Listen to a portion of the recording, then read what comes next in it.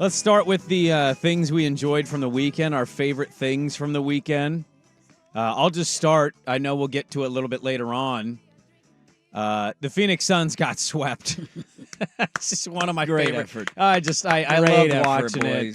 it. Brad Beal, we're not going to get swept. I ain't never been swept a day in my life as he runs off the court, fouling out of the game. Kevin Durant being comped with some of the greatest players to ever breathe oxygen and then completely showing he's a leaderless scorer. I text Gundy, and I probably went a little far here. If he doesn't do the softest move in league history, he's Carmelo Anthony, but taller. This is how I kind of viewed it, but it's probably a bit extreme. That's there. a little aggressive, It but is. I see the road you're going down. But if he never goes to Golden State, he never has a chip. no, he doesn't. And then what are we saying? Hey, he's an elite scorer. Aren't we Yeah. kind of saying the same thing? He's better defensively, sure. But You know who's flying under the radar in all of this? Devin Most overrated player in the NBA. Boy, yesterday was a great day for you. You were right on two fronts. Devin Booker overrated, and you take Ann Edwards of all the young guys. Dude, that guy's an absolute stud. You know who's not singing What a Pro Wants, What a Pro Needs? Ann Edwards. Dude, We'll get to that later. That needs to be a whole conversation. I think there's actually a more annoying commercial, but I am really tired. Okay, there is something hilarious too about watching NBA teams lose or players lose, and then the immediate blaming of other people. And this has happened all over the place. The Suns were prime examples of this. Like, you had Devin Booker come out after the game, after getting swept, basically saying, well, everybody told us all year we were going to compete, but you can't win with just talent alone. You got to have the role guys. You got to basically. This was his post game? Yeah, basically blaming roster construction, which isn't wrong, but it's like, dude, can we take a little accountability? Go see their quotes before the season started. They felt pretty good about their roster. Kevin Durant anonymously telling Shams Charania that he wasn't used right in the offense all year. Sources close to Kevin Durant indicate he's been upset all year with the way he's been utilized. I wonder who those sources are. They made him stand in the corner far too much this season. They didn't use him as the primary ball handler. He needs to be at the top of the key. It's like, oh, God. And then you had Embiid and Philly lose and then blame fans because there were Knicks fans in the building. Like, can we take a little accountability, NBA players? Maybe you didn't play up to par and play to the level that you needed to for your team to win. Drives me nuts. Yeah. But I enjoyed it. I love watching the Phoenix Suns lose and get swept. I do too. They're screwed. Unless they can find anybody to take anything they have, they're screwed. And I hope the whole league plots against them and says, no, Bradley Beal's going to make 50, have fun, 53, and I believe 58 or 60 in the final player option year, which, by the way, he will be opting into. So good luck with that the next 3 years. He was useless in this series. Have fun trading that contract. Kevin Durant's 34-35, so good luck with that. And Devin Booker, not a point guard. No. So they got Yusuf. No, that's literally, they only have three guys that can score. Devin Booker's not wrong, but it's kind of disgusting to see their lack of talent on a team that we heard, oh, they're getting there. They're there all year. Yusuf Nurkic is 3-17 in his last 20 playoff games. It's the worst winning percentage of any player in league history. Wow. Which is worse, him or CJ? My God. Go Blazers. Another great thing that I liked over the weekend. 3-17, dear God, man. Patriots' new wide receiver. I'm actually excited about him. I think the Patriots are interesting. I'm not a big Drake May guy, but they went and got him some stuff. They did. Javon Baker from UCF, who's a speedster deep threat. He got drafted by the Patriots, and they asked him what he thought. He said, bring your popcorn. I make people in wheelchairs stand up. That's a great quote. Boy, if you are going to deliver a show, you are really giving me something to tease and get excited about. I'm not very excited to go watch you play. I'm buying a ticket, even if I'm in a wheelchair. Dude, this guy's a miracle worker. If you're in a wheelchair in the Boston greater area, you have to go to a Patriots game. He's curing this problem. I make people in wheelchairs stand up. You are no longer paralyzed. He's Jesus. Congratulations, dude. This guy can walk on water. He's making the blind see and the lame walk. Yes. I'm hearing like the four gospels in my head right now. And the locusts are going to come after that. Oh, that's great. That is a fantastic. One of the things that we didn't get to on Friday that is kind of my favorite thing from the weekend, but not really because I think it happened on Thursday, but we didn't get to it on Friday. Thursday weekend I'm doing favorite. a Thursday weekend favorite. We did not talk about the worst owner in professional sports, and that's hard because we have a candidate here in our own city.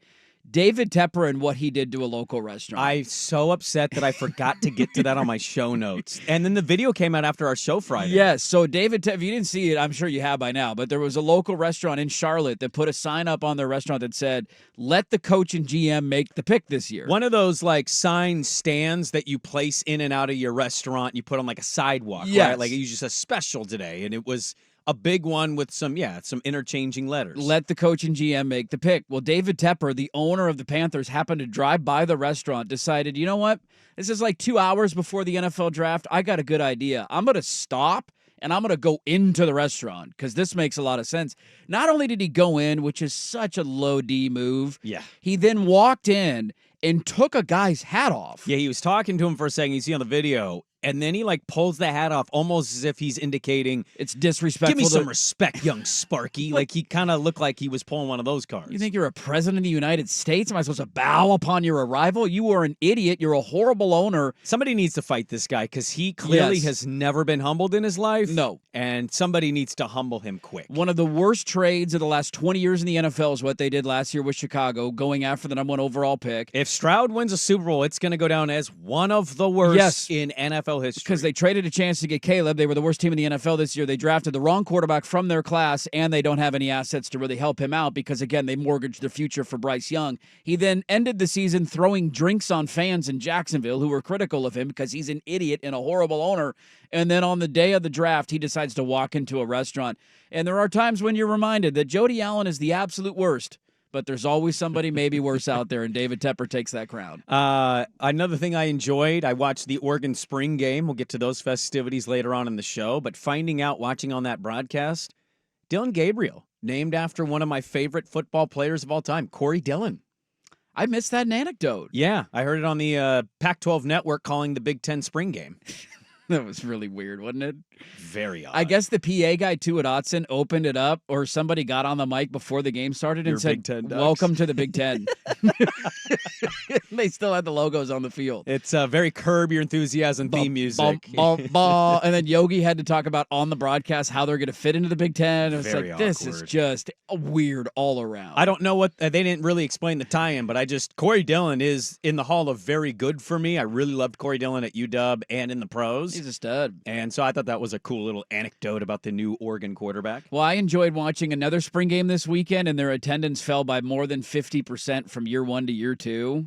Okay. And it was in Boulder, Colorado. Oh.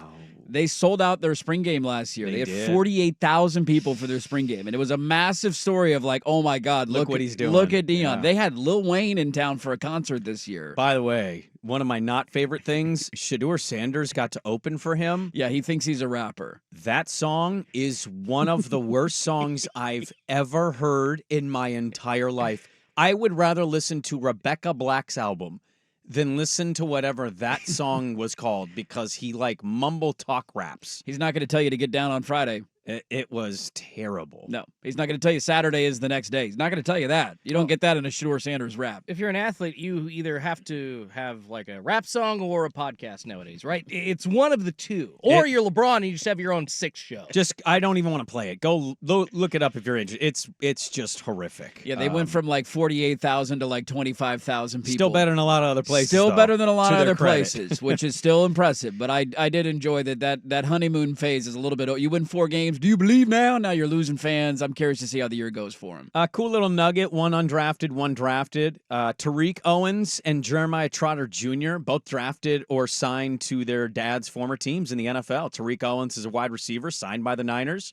Jeremiah Trotter Jr. going to the Eagles. Those kind of stories are always fun. I enjoy them. The legacy plays. A lot of times the kids grow up fans of those teams depending on when they're born and how old their dad is. I saw those. Those were cool, too. We do have to give a shout-out to the Winterhawks who started their Western Conference Finals this weekend. They got shut out in Game 1. It was rough. I was going to clap on the win. And then they bounced back and won on Saturday night. Go. Without 2 of their best players, 2 of their NHL drafted guys are out, and hopefully they can get back at some point in the series. Tough place to play. The barn was sold out, and they bounced back with a really good win, and they're back at home for Game 3 tonight. I enjoyed seeing Knicks fans put a Knicks jersey on the Wilt Chamberlain statue in Philly. That was hilarious. And my final thing that I loved from the weekend, Oregon State beating Oregon this weekend, and including the go-ahead 2-run hit in the 8th inning, beating your beloved Duckies 2-1 in the series. Suck on that, huh? You guys took 2 out of 3. You're damn right we did. I watched every second of it, just like I said I would. I watched Saturday. I was glued to it. It was on ESPN too. You had time?